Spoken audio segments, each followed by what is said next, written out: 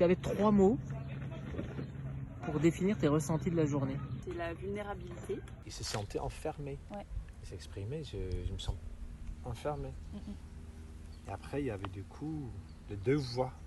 La bienveillance. C'est agréable et c'est pas forcément difficile.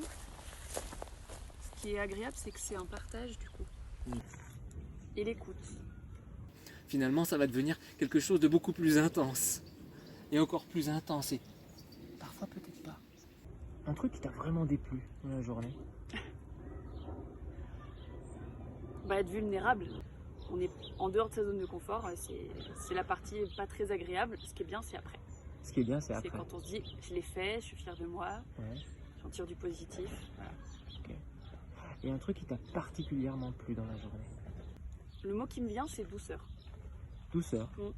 La douceur, ok. Ouais, la douceur de vos 2 voix. Et de mettre ton sentiment de ton corps dans cette image. Okay. La douceur de Joshua.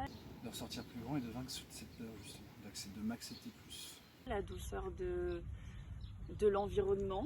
Là, quand même, ça devient plus fort. Qui te donne encore plus d'énergie. Moi, je sais que je suis plus à l'écoute de mes sensations quand je suis dehors. Quand je suis au contact avec la terre, les arbres, je me sens plus à l'écoute de moi-même et je suis plus ouverte à ce qui peut se passer. Je me sens plus connectée, en fait. Ouais. Tu aurais envie de conseiller à quelqu'un d'autre de revenir sur des journées de ce type-là? Ouais. T'as pas l'air complètement convaincu.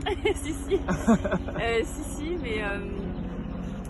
mais je pense qu'il faut être prêt quand même. Comme tu disais, si on n'a pas la combativité, ou alors c'était de mettre son attention sur l'émotion, mais il n'était pas question de la contrôler, il était plus question de l'accepter, de lui laisser de la place, etc. Accueillez vos émotions. Pour tous ces retours. De rien.